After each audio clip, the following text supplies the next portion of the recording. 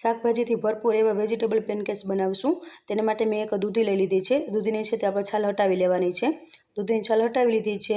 હવે એક વાસણમાં છે તે ખમણીની મદદથી છે આપણે દૂધીને તે ખમણી લેવાની છે। દૂધીને સરસ એવી ખમણી લીધી છે। હવે છે તેમાં મીડિયમ સાઇઝનું બટેટું લીધું છે, તેને છાલ હટાવીને ખમણી લીધું છે। હવે બધા વેજીટેબલ લઈ લેવાના છે।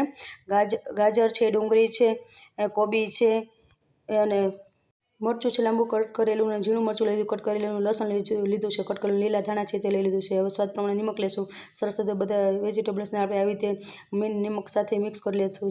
જેનાથી તેનું પાણી નીકળશે તેનાથી જ આપણે લોટ બાંધશું। થોડા મસાલા કરી લેશું। 1 ચમચી લાલ મરચું પાવડર, 1 ચમચી ધાણા જીરું પાવડર, 1 ચમચી આખું જીરું, 1 ચમચી તલ લઈ લેશું, અડધી ચમચી જેટલો હળદર, અડધી ચમચી જેટલો કાળી મરીનો પાવડર એડ કરી દઈશું। થોડો ગરમ મસાલો એડ કરી દઈશું, અડધી ચમચી જેટલો ચટપટો મસાલા સાથે આમચૂર મસાલો એડ કરી દઈશું। સરસ એવું આપણે મિક્સ કરી લેવાનું છે। હવે 4 ચમચી જેટલો ચોખાનો લોટ છે તે એડ કરી દઈશું। સરસ એવું મિક્સ કરી દેવાનું છે। અને લોટ છે તે વધારે એડ નથી કરવાનો, શાકભાજીનું પ્રમાણ વધારે રાખવાનું છે, લોટનું પ્રમાણ ઓછું રાખવાનું છે। જો આટલો બાઇન્ડિંગ હોય એટલો જ આપણે લોટ છે તે એડ કરવાનો છે। હવે તેને છે એક મોટો તવો લઈ લીધો છે, તેલથી આપણે ગ્રીસ કરી લેશું। હવે લીંબુ સાઈઝનો મોટો લુવો લઈ લેવાનો છે અને તે પેનકેક્સ આવી રીતે બનાવી લેવાના છે। જો હાથની મદદથી સરસ રીતે ફેલાવતું રહેવાનું છે।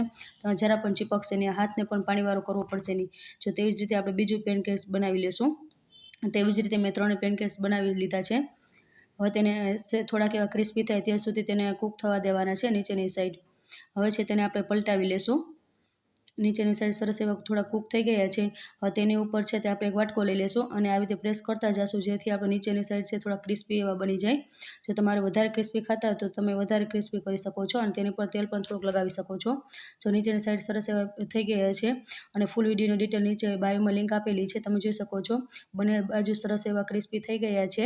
હવે તેને આપણે છે તે એક પ્લેટમાં લઈ લેશું। તો તૈયાર છે ગરમા ગરમ વેજીટેબલથી ભરપૂર એવા pancakes. And thank you for watching.